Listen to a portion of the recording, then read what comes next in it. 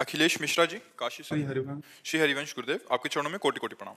महाराज जी, वापसी की तैयारी कब व कैसे की जाए? देहाभिमान पूर्णतः गलित कैसे और कब होगा? देखो, विषयों की स्फुरना होती है। सबसे पहले जब हम विषयों का चिंतन करते हैं, देहाभिमान गलित होने का उपाय बता रहे हैं। क्योंकि कर्ता और भोक्ता ही देहाभिमान है। मैं एक करता हूँ और मैं एक भोगता हूँ। तो अंतःकरण में विषय स्फुरना होती है, मन में बुद्धि उसका निश्चय करती है, चित्त उसका चिंतन करता है। विषय स्फुरना में अगर हमारी थोड़ी भी प्रीति हुई तो संकल्प बन जाता है। संकल्प में प्रीति होने से वो कामना बन जाती है और कामना से क्रिया होती है। क्रिया में सुख भोगने की लालसा होती है। तो कर्ता और भोक्ता भाव देहाभिमान है। हम ऐसा भजन करें कि स्फुरना कोई नष्ट कर दे। स्फुरना संकल्प न बनने पावे, संकल्प कामना न बनने पावे, कामना क्रिया में न उतारने पावे। जितने भी भोग सुख हैं वो सब क्षणिक हैं, सब नाशवान हैं। शरीर निर्वाह के लिए मैं शरीर नहीं हूँ। शरीर निर्वाह के लिए हम केवल विषय सेवन करें और शरीर का जो धारण करने का लक्ष्य है वो भगवत प्राप्ति है। इसलिए एक क्षण भी नाम का अंतराय न रह जाए। हर क्षण नाम चलता रहे, जिससे स्फुरना ही न बने, संकल्प ही न बने, कामना ही न बने, क्रिया ही न बने। तो हमारी सुख भोगने की लालसा और कर्ता भाव, मैं ये करता हूं, मैं ये क्रिया की और उससे ये सुख भोगा, ये दोनों भाव जितने क्षीण होते जाएंगे उतना अभिमान गलित होता जाएगा। निरंतर नाम, खूब डट के भजन और आहार उतना ही जितने से हमारी शरीर प्रक्रिया चल जाए। आहार का साधना में बहुत बड़ा रोल है। अगर हम बाजारी आहार ज़्यादा पाएंगे तो रजोगुण और तमोगुण रहेगा, सतोगुण नहीं रहेगा। अगर हम सात्विक आहार पाएंगे तो रजोगुण तमोगुण का नाश हो जाएगा और सात्विक प्रवृत्ति भजन में रहेगी। और जितना भजन में सात्विक प्रवृत्ति रहेगी उतने देहाभिमान गलित होता जाएगा। असत आचरणों से देहाभिमान पुष्ट होता है, सद आचरणों से देहाभिमान गलित होता है। जितना मन मलिन होता है उतना देहाभिमान पुष्ट होता है, जितना मन निर्मल होता है उतना देहाभिमान गलित होता है। जितना संसारी पुरुषों का संग करते हैं देहाभिमान पुष्ट होता है, जितना संत पुरुषों का संग करते हैं देहाभिमान गलित होता है। ये हमें सावधानियां रखनी है और हमें ऐसे चलना है। नाम एक तार चलाना है। स्फुरना ही ना होने पावे मन में विषय की, कामना की, क्रिया की स्फुरना ही ना होने पावे। और क्रिया करना ही है हमको। जैसे आप ऑफिसर हो तो अपने डिपार्टमेंट में आपको कार्य करना है, तो सब में भगवत स्वरूप देखते हुए अपने कर्तव्य के अनुसार व्यवहार करते हुए बिल्कुल निरपेक्ष रहते हुए, करते हुए भी नहीं कर रहे हैं, नहीं करते हुए भी कर रहे हैं। इस स्थिति में जब तक हम नहीं आएंगे तब तक देहाभिमान गलित नहीं होगा। नाम खूब जप करो, पवित्र आहार अल्पाहार करो और इतना भजन करो कि स्फुरना ही किसी कामना की न होने पावे। और अपने कर्तव्य का ज्ञान रखो कि हमारा जो पद है उसके अनुसार हमें समाज में क्या व्यवहार करना है, उसमें अपराध न बनने पावे। तो इसी से भगवत कृपा से देहाभिमान गलित होकर यंत्रवत क्रियाएं हो रही, कर्ता आप नहीं है। जैसे इनके शरीर की क्रियाएं हो रही, आप कर्ता अपने को नहीं मानते, ऐसे इस शरीर की क्रियाएं हो रही तो आप अपने को कर्ता नहीं मानते। जैसे इनके पाप पुण्य के आप अधिकारी नहीं हैं, ऐसे जो अकर्ता पुरुष है, जो समदर्शी पुरुष है, वो अपने शरीर के पाप पुण्य का अधिकारी नहीं होता, वो मुक्त हो जाता है। जिसका देहाभिमान गलित हो गया उसके द्वारा पूरे संसार की हत्या हो जाए तो पाप नहीं लगेगा, पूरे संसार का भंडारा हो जाए तो कोई पुण्य नहीं लगेगा। देहाभिमान रहित महापुरुष के द्वारा जो सत्क्रिया होती है वो यंत्रवत भगवान के द्वारा होती है, वो भगवत स्वरूप हो जाता है जिसका देहाभिमान गलित हो जाता है। तो उसके लिए प्रक्रिया ये है कि खूब नाम जप करो और सावधानी ये रहे कि विषय स्फुरना न होने पावे। स्फुरना हो जाए तो संकल्प न बनने पावे, संकल्प बन जाए तो क्रिया न बनने पावे, और क्रिया हो तो सावधान हो जाए। अब वो फंसा लेगी क्रिया, क्रिया में उतर गया तो फिर कर्ता भाव से फंसा लेगा। और जहाँ कर्ता भाव है तो भोक्ता भाव अपने आप उसे भोगना पड़ेगा। अवश्य में वो भोक्तव्यम कृतम कर्म शुभाशुभम, शुभ शुभ कर्म का कर्ता फल को जरूर भोगेगा, उसका सुख दुख फल भोगेगा। अहंकार विमूढ़ आत्मा, मूढ़ता में अहंकार होता है, ज्ञान में अहंकार नहीं होता है। तो ये ज्ञान रखो, हर समय सावधान रहो, खूब नाम जप, बस खास बात नाम जप है। जितना नाम जप करोगे उतने ज्ञान विज्ञान प्रकट होता चला जाएगा, अहंकार गलित होता चला जाएगा। समझ पा रहे आप? मोहन गुप्ता जी सूरत से।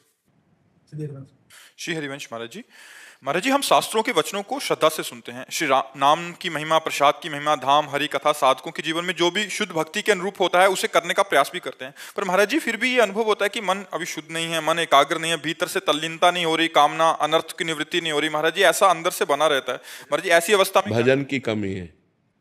सुनने मात्र से काम नहीं चलता। हम ज्यादा पढ़ने और सुनने में समय नहीं लगाया, करने में लगाया है। अगर हमने किसी बात को पढ़ा एक लाइन, वहीं ग्रंथ बंद कर दिया और उसका 100 बार चिंतन किया और उसको अपने जीवन में उतारने की कोशिश की, तो बहुत नायम आत्मा परोचने न लभ्या न मेधया न बहुना श्रुतेन। ये आत्मबोध न तो बहुत प्रवचन करने वाले को मिलता है, न बहुत प्रवचन सुनने वाले को मिलता है, न बहुत बुद्धिमान को मिलता है। जो वर्ण कर लेता है उसको मिलता है। आचरण में उतारो, खूब नाम जप करो, अभी सब संशय खत्म हो जाएगा, मन निर्मल हो जाएगा। रात दिन नाम का चिंतन करते हुए नाम जप करो, नाम का चिंतन करते हुए नाम जप। जैसे आप मान लो महामंत्र जपते हैं तो पूरी लाइन आपके महामंत्र की दिमाग में लिखी होनी चाहिए, उसी को सुनो, उसी को बोलो। मान लो दिमाग में एकदम चल रहा है हरे कृष्ण कृष्ण कृष्ण हरे, हरे राम राम राम हरे कृष्ण हरे। रोना आने लगेगा। आप देखो चिंतन करते हुए जप करो तो अभी हृदय इतना निर्मल होने लगेगा कि अश्रु प्रवाह आने लगेगा नाम जप में। अब वो चल रहा है माला अंगुली में, जबान में नाम और मन संसार में, तो कनेक्शन सही नहीं है। जब तीनों का कनेक्शन एक बैठ जाएगा, मन, जिह्वा और माला, तब आनंद आने लगेगा। खूब जप करो, 1 मिनट भी खाली मत रहो। पता नहीं कौन सा मिनट हमारी जिंदगी का आखिरी मिनट हो और उस समय हम कुछ और चिंतन कर रहे हो। इसलिए हमें सावधानी पूर्वक भजन में लगना चाहिए। जब भजन में लगोगे तो संशय, मलिनता ये सब नष्ट हो जाएगा, अपने आप हृदय में आनंद का अनुभव होने लगेगा। महाराज जी जैसे गुरुजन आज्ञा करते हैं कि 11 माला करो, 16 माला करो, 32, ये 64। केवल लगाने के लिए है। ये केवल प्रारंभिक साधक को लगाने के लिए है कि अब एकदम नहीं जप रहा तो दीक्षा दी गई, कहा गया 11 माला तो आपको जपना ही है, कि चाहे जितना आप बिजी हो आप 11 माला कीजिए। लेकिन ये हद नहीं है भजन की, ये भजन की हद नहीं है। भजन तो बेहद है, जो हद बेहद है उसकी कोई गणना नहीं है। भगवान की प्राप्ति के लिए कोई गणना नहीं कि भगवान 11 माला में मिलेंगे कि 21 माला में मिलेंगे। वो तो जब निरंतर प्रीतिपूर्वक भजन किया जाता है, भगवान के सिवा और कुछ याद न रहे, केवल भगवान की चाह रह जाए, मैं भगवान का भगवान मेरे, तब भगवान की प्राप्ति होती है। महाराज जी जैसे ये तो उत्तम साधक और ये उत्तम अवस्था प्राप्त करने के लिए उत्तम साधन है महाराज जी। महाराज जी जैसे संसार में बहुत सारे ग्रस्त जन हैं जो ड्यूटी पे भी जाते हैं, सब कुछ करते हैं, उनके लिए महाराज जी कठिन हो जाता है। जब आप ये बोलते हो कि ऐसा करना है तो महाराज जी जो नाम जप की संख्या होती है वो भी छोड़ देते हैं। अब हमारे साथ महाराज जी मिलते रहते हैं तो कहते हैं कि उसको छोड़ देते हैं, फिर उसमें करने लग जाते हैं। कुछ समय में ही मन 1-2 दिन तो ठीक चलता है, तीसरे दिन फिर वहीं पटक देता है, फिर वो संख्या भी जाती है और मतलब जो नाम का जो एक अभ्यास वो भी चला जाता है। तो महाराज हाँ, हमने ये कहा है कि 11 माला जो संख्या है वो तो जैसे अब आप 1 माला लिखित किए तो 10 माला ऐसे करो ऐसा। हाँ, अब जैसे आपका मन 50 नाम में लगा कि लिखने में लगा तो शेष माला से पूरा करो। कुछ 10 मिनट 15 मिनट लेखनी का अभ्यास करो, क्योंकि सबका मन एकाग्र तो है नहीं, मन बड़ा चंचल है, एक क्षण में विषयों में भाग जाता है। यदि हम एकाग्रता पूर्वक 10 मिनट अभ्यास करें और शेष अपनी संख्या पूरी करें और रोज बढ़ाते चले जाएं, मान लो क्रम से महीना 15 दिन 10 मिनट चले, फिर हम 15 मिनट चलने लगे, फिर 20 मिनट चलने लगे, पर हमारी संख्या पूरी 11 की होनी चाहिए। महाराज जी कोई 6 महीने से जुड़ा है, कोई साल से जुड़ा है तो सिद्धावस्था वाली बात करने लग जाते हैं कि अभी वो भी जाता है, कुछ दिन बाद वो कहते हैं कि बाबा नाम भी छूट गया। हाँ, नहीं, नियम तो पूरा ही करना चाहिए, शेष समय में ये कर लेना चाहिए। जैसे 1 माला ध्यान पूर्वक कर लिया और 10 माला गणना पूर्वक कर लिया तो गुरु आज्ञा का पालन हो गया। देखो भाव को भाव अनख आलसहु, नाम जपत मंगल यदि सिदसहु। ध्यान नहीं लग रहा, भाव नहीं बन रहा, श्रद्धा भी नहीं, आनंद भी नहीं, पर हम मंत्र जप रहे तो उसका फल तो मिलेगा ही। ये तो भगवत प्राप्ति के लिए आगे बढ़े हुए पुरुषों की बातें हैं, लेकिन प्रारंभिक साधकों को तो गणना से ही चलना होगा, नहीं वो भी छूट जाएगा, मन भजन में लगेगा नहीं। इसलिए प्रारंभिक साधकों को गणना दी जाती कि आपको 11 माला करनी ही है। तो उनको करना ही चाहिए। 10 मिनट 5 मिनट अलग से समय निकाल ले 24 घंटे में, जो लेखनी वाला मंत्र है, लेखनी वाला नाम है, वो प्रक्रिया करें, शेष समय 11 माला अपने पूरे कर जब लें। आप महाराज जी नाम की महिमा आदि सुनाते हैं तो काफी साधक कहते हैं कि बाबा हमें कोई नियम दे दीजिए कि हम 50,000 रोज राधा नाम जप करेंगे, मतलब नियम से करेंगे और आपको चेक कराएंगे। तो वो 50,000 कुछ दिन करते हैं, कभी कभी फिर आपका वैसा वाला एकदम उच्चतम अवस्था वाला प्रवचन होता है कि वास्तविकता में वहीं पहुंचना है, इसी से पहुंचेंगे। अभी 6 महीने हुए हैं तो महाराज जी वो 50,000 भी छोड़ दिए, नहीं, धीरे धीरे करने अब लगे, 2 उनको दिन क्या करना है। करना चाहिए, 50,000 तो नियम वाला करना चाहिए और 5 मिनट 10 मिनट ये करना चाहिए, इसका अभ्यास करना चाहिए। कोई भी अभ्यास करने के लिए अपने नियम को नहीं छोड़ना चाहिए।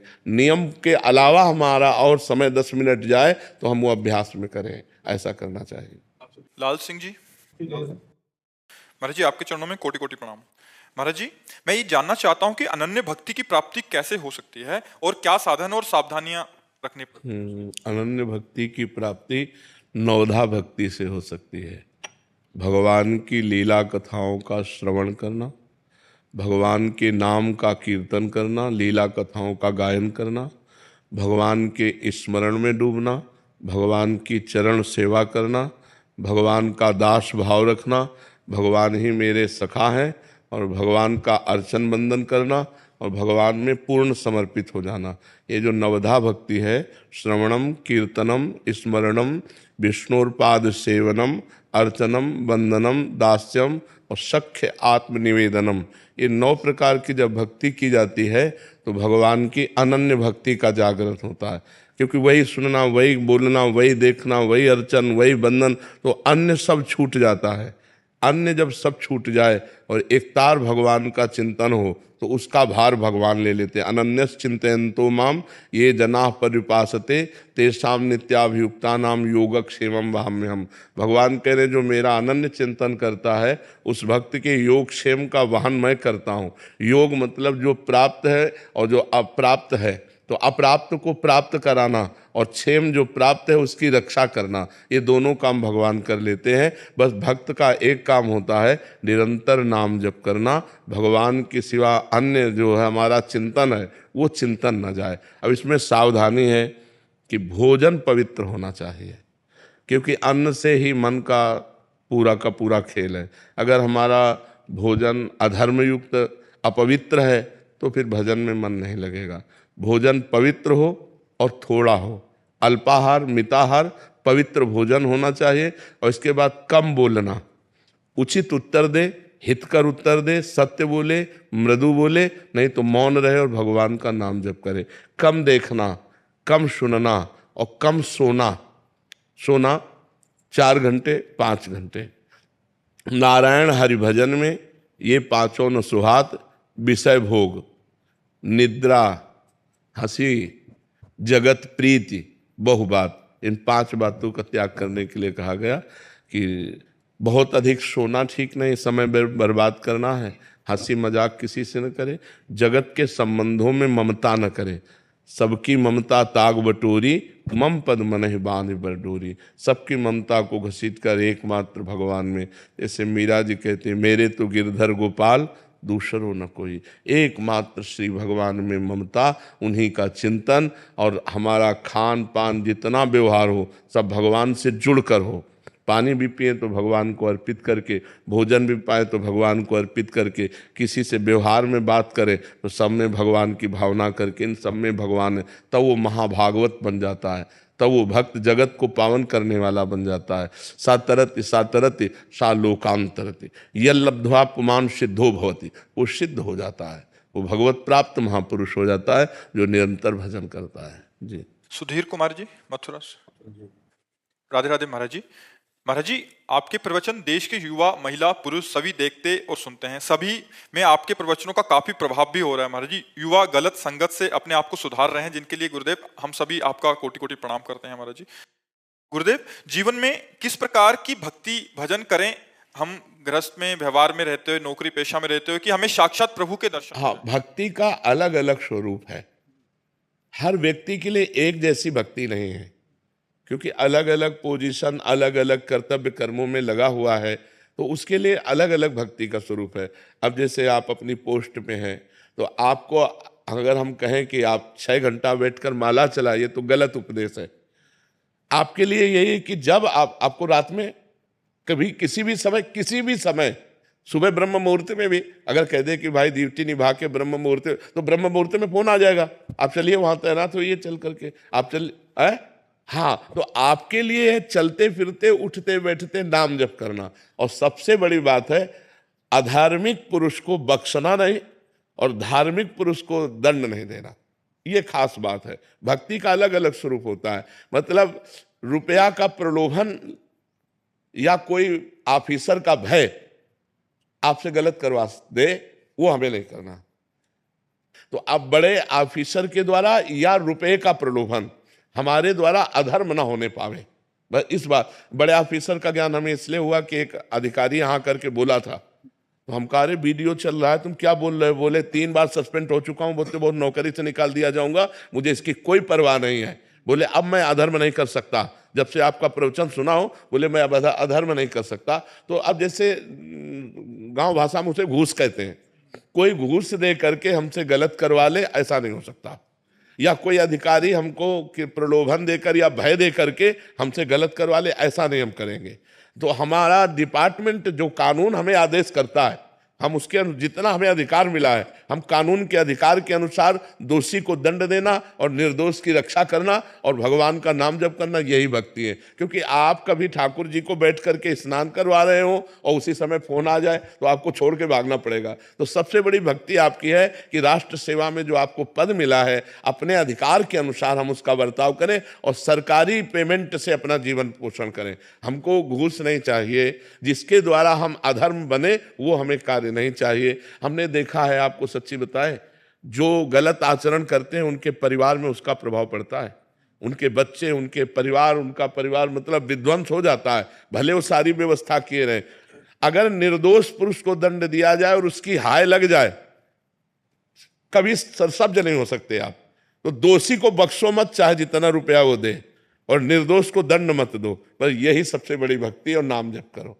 और गंदे आचरण तो करे ना, मान लो मांस है, मदिरा है, ये चीजें त्याग कर दे और ऐसे चले, तो आपके लिए माला चलाने वाली भक्ति ज्यादा नहीं है कि आप बैठ करके पूजा पाठ और भक्ति। आप अपने तैनात रहिए और नाम जप कीजिए, वह भय और प्रलोभन से बच जाइए, तो इसी से मंगल हो जाएगा।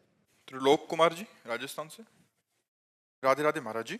महाराज जी, मैं कर्म में विश्वास रखता हूँ और आपको यूट्यूब माध्यम से 1 साल से सुन रहा हूँ। महाराज जी, मेरा प्रश्न है कि रामायण में एक बताया गया है कि कर्म प्रधान विश्व करी राखा, जो जस करहि तो तस फल चाखा, और सकल पदार्थ ही है जग माही, कर्महीन नर पावत नाही। तो महाराज जी, एक तरफ कहते हैं कि होई है सोही जो राम रचि राखा। तो केवल कर्मय तक सीमित रहना चाहते हो क्या? केवल कर्मय तक करना चाहते हो क्या? तो कर्म 2 ही प्रकार के होते हैं, शुभ कर्म और अशुभ कर्म, और इनकी दोनों की गति बस नर्क, स्वर्ग और मृत्यु लोक। तो दुर्गति से बचोगे क्या कर्म करके? सत्कर्म करना है, भगवत कर्म करना है, भगवान के अधीन होकर के कर्म करना है, श्री कृष्ण अनुकूलेन कर्म करना है, प्रतिकूल से विसर्जनम करना है, भजन करना है, परोपकार करना है, माता पिता की सेवा करनी है, पुत्र परिवार आदि का पालन करना है, और ये सब कर्म भगवान को अर्पित करके भगवत प्राप्ति करनी है। अगर भगवत प्राप्ति नहीं तो शुभ अशुभ कर्मों के पचड़े में तो पूरा संसार फंसा हुआ है। सब संसार कर्म कर रहा है, तुम ही थोड़ी कर्म कर रहे हो। बिना कर्म किए कोई एक क्षण भी नहीं रह सकता। तो सब कर्म कर रहे हैं, शुभ कर्म बन रहे हैं, अशुभ कर्म बन रहे हैं। शुभ का फल सुख मिल रहा है, अशुभ का फल दुख मिल रहा है। दुख सुख की इसी पचड़े में सब फंसे हुए हैं। तो को मानो दे इसी के लिए मिला है क्या? केवल कर्म करते हुए सुख और दुख का भोग करना। मानो देह का फल मिला है, सुख दुखे समय कृत्वा लाभा लाभो जया जयो। सुख दुख में समान भाव करते हुए, लाभ अलाभ में, जय पराजय में समान भाव करते हुए परमात्मा प्राप्ति करने के लिए, परमात्मा प्राप्ति करने के लिए शुभ अशुभ दोनों कर्मों का नाश करना होता है। शुभ अशुभ दुर्ग विध्वंस बल तब जयति जयति जग उच्चर। शुभ अशुभ दोनों कर्मों का जब नाश होगा तब भगवत प्राप्ति होगी। अब ये आता है, ये कला आती है दोनों कर्मों का नाश करने की। वो है हुई है सोई जो राम रचि राखा, को करी तर्क बढ़ावे ईसा का। वही होता है जो भगवान ने रच रखा है। तो अब भगवान ने हमें मानव देह रच रखा है, भगवान के हम अंश हैं। अब हम भगवान का भजन करके शुभ अशुभ का नाश करके भगवत प्राप्ति करेंगे। कर्मों के क्या, कर्म तो सब जीव कर रहे हैं। कौन सा ऐसा जो कर्म विहीन हो? कुछ पाप कर्म हो रहे हैं, कुछ पुण्य कर्म हो रहे हैं, लेकिन कर्मों के ऊपर जो उठे तब तो बात बने। मनुष्य जीवन केवल कर्मों में ही फंसे रहने के लिए थोड़ी है। कर्म समर्पण करके कर्म योग करने के लिए है। कर्म योग के द्वारा भगवत प्राप्ति करो, भक्ति योग के द्वारा भगवत प्राप्ति करो, ज्ञान योग के द्वारा भगवत प्राप्ति। ये योग प्राप्त करने के लिए मानव जीवन है। समझ पा रहे हो आप?